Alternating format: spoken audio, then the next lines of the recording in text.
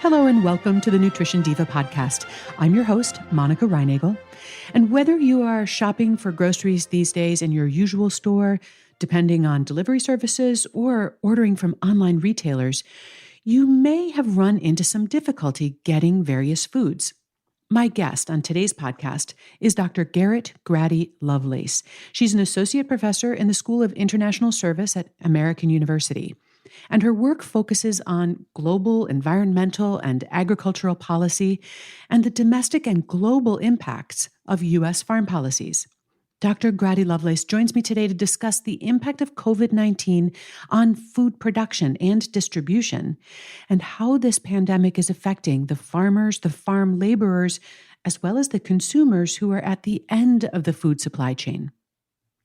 Garrett, thank you so much for joining me today to help us understand a little bit more about how this global pandemic that we are all living through together is affecting food supply and distribution chains. I know we have a lot of questions. We're so grateful for you to take some time to be with us today.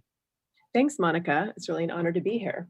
So I think all of us, as we are trying to get groceries for our families, we're seeing shortages of certain foods, whether we're shopping in grocery stores or even trying to place orders online. Sometimes the shortages don't even completely seem to make sense. And so I'd love to talk with you a little bit about where things are breaking down. There's so many steps between the field or the farm and our tables. And I think it would be helpful to understand, where the choke points are that may be resulting in these shortages. For example, how much of these shortages have to do with people just panic buying or hoarding foods for fear that supplies may be more limited in the future? Do you have a sense of that? I would say that's not the main driver of the supply chain disruptions. There was little spikes in certain purchases when the lockdowns first started going about a month and a half ago. But really, the major disruptions are that so much of the supply chain was going toward restaurants and toward school systems, toward cruise lines, toward hotels, toward entertainment facilities. The sports and athletic industry is a huge purchaser of food. And so there was a lot of kind of industrial major food purchasing that got wiped out within the span of about a week once the lockdown started happening. So all of a sudden, you had all of these farmers and producers who usually were selling bulk items that would then get processed on site and were kind of geared toward bulk purchases by restaurants, not having that outlet. And the grocery store outlet is much different. So consumers at the grocery store like very small portions. And so there was a lack of processing facility that was a huge choke point in the larger supply chains. So obviously there would be some difficulty retooling that whole supply chain away from those big bulk wholesale channels into the different ways that we need to process and distribute food into retail channels. Are we starting to catch up? Has industry been able to pivot in a way that is now redirecting that food into the retail channel? Good question. So there's been a lot of entrepreneurial emergency spirit, and many producers are trying to navigate how to sell online and how to ramp up their digital marketing skills and try to meet demand in households, and so decentralize the distribution quite radically. So there are a few producers who have been able to do that learning curve, that rapid learning curve. However, the vast majority have not. So this is really a crisis for producers right now. Already farming takes so much energy and so much skill and so much time that to suddenly learn a new skill, which is online marketing and kind of distribution to CSAs, it's hard to manage that skill, learning that skill, and then the logistics of that, on top of the fact that just it takes labor to move food and then protective gear and the social distancing requirements of the pandemic. I would say on the whole, we've seen how not unadaptive the food system is. So there's been a need for a rapid adaptation, and a few producers have been able to do that. But as a whole, there's really been more kind of chokeholds or bottlenecks really in the food system.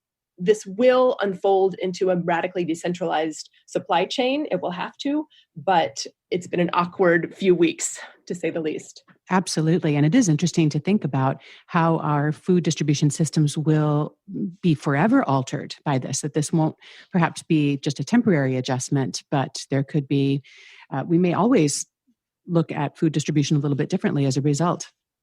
Yes, I would say one of the major lessons of this, as on a larger level, is that the COVID pandemic has laid bare the myriad vulnerabilities and inequities of the U.S. food and agricultural system and made them more acute. And so one example of this, of course, is the very long and concentrated food supply chain. It's kind of a food from nowhere, food model, where the producer and the consumer have little knowledge of each other. The consumer doesn't know where the food is grown, when the food was grown, how long. So the supply chain is really designed to be invisible, with the places and the people and the labors behind it unseen, unconsidered, and frankly, unvalued. And the pandemic really lays it bare. Yes, we're hearing that a lot of food is now being destroyed in the fields, both crops and animals being destroyed. And that is obviously devastating to farmers. It's also horrifying for consumers who are worried about being able to get food. How are we addressing these issues? What are we doing to make this better in the weeks and months to come?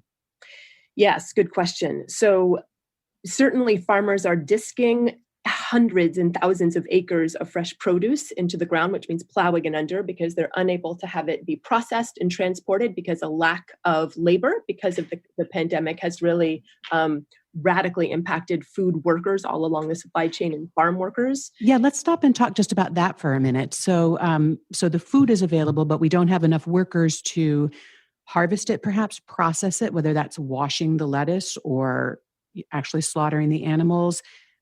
And is this because workers are getting sick and there just aren't as many people showing up to those various work points along the way? Or is there some other thing that is affecting worker availability?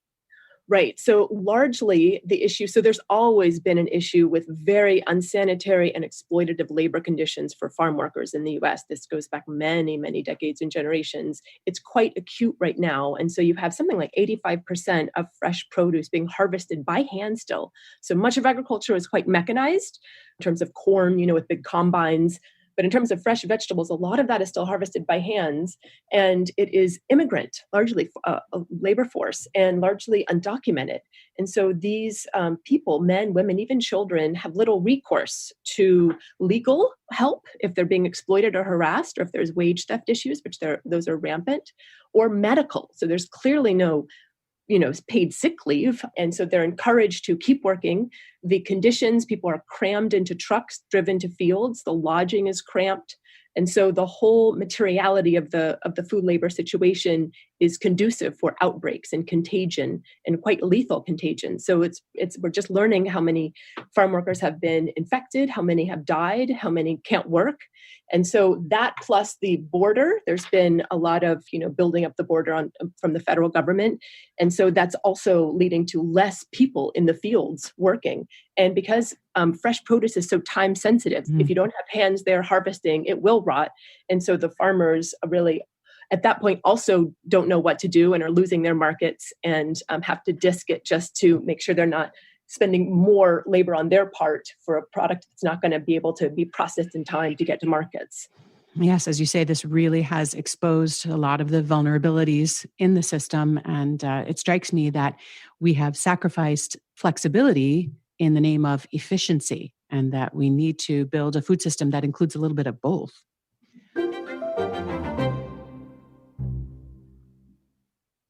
So let's talk a little bit about some of the other government response to this. There have been some big relief efforts, some big packages, money packages approved by Congress to, in part, address the needs of farmers and food suppliers. But are some people being left out of this bailout? Is the money getting to the places it needs to go? Good question, Monica. So the USDA has earmarked $23 billion in agricultural assistance. But there's so little oversight to where that money is going. As it turns out, a lot of that is going to the largest producers, who oftentimes are export-oriented, commodity growers, who are maybe even growing for ethanol. So they're not even growing for local foods. Aid applications are notoriously convoluted, bureaucratic, and inaccessible for many of the small and medium-sized growers. And so thus far, that funding has not gone to support producers who provide for local or regional supply chains. Those farmers growing for farmers markets, for schools, for restaurants, those dedicated to really feeding their communities. Well, what do you see that consumers at the very, very end of this supply chain, what can we do to better support, but also be supported by our food farmers during this crisis? Are there steps that we can take on the individual household level? Yes, thank you. So, frankly, just being aware of the supply chain and aware that farmers are also suffering and struggling, and ranchers and fishers, those in the seafood industry. Medium and small size growers have been experiencing declining farm gate prices for many years. There is some legislation on the books that need to be kind of thought through and supported.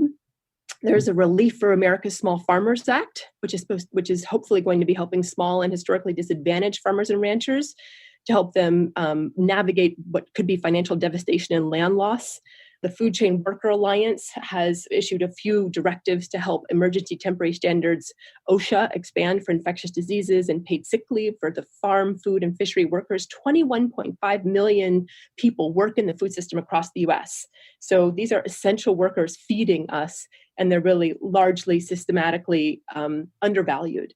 So there's been a lot on that front. And I would say also there's the Local Ag Marketing Program, LAMP is the acronym, which just got authorized into mandatory funding with the 2018 Farm Bill. It's still radically underfunded, but that is really one of those examples of a small glimmer of hope within the larger ag policy field. And it really is supporting regional direct supply chains where farmers are selling to consumers and schools and restaurants, and it's not getting swallowed up in the kind of massive corporate middleman taking all the profits. Well, I think a glimmer of hope is exactly the right place to leave this conversation for now. Obviously, we're going to be experiencing this and the repercussions of this for a long time to come. But if this is an opportunity for us to strengthen our local food chains and the relationships between eaters and growers, and maybe even build a slightly less centralized food system, then that would be sort of a silver lining to this storm cloud. We will include links to some of those resources in our show notes today. Thank you so much for helping us understand what is happening and prepare for what may be coming down the future. Garrett. Great. Thanks, Monica. I appreciate it. We've included links to the resources and various initiatives that Dr. Grady Lovelace mentioned in our show notes for today, which you'll find at quickanddirtytips.com. And if your eating habits have gotten a little sketchy during the shutdown, I also wanted to let you know that I'm hosting a special Alone Together edition of my 30-day nutrition upgrade program. This is not a diet or a detox. There are no required or forbidden foods. It's just a fun and flexible way of keeping your diet on track no matter what else is going on. We're going to start on May 11th, and there's more information at nutritionovereasy.com/upgrade. I hope you'll join us. The Nutrition Diva podcast is produced by Nathan Sems, edited by Karen Hertzberg, and our team at Macmillan Audio also includes Emily Miller, Michelle Margulis, Morgan Ratner, and our director, Kathy Doyle. Thanks so much for listening, and have a great week.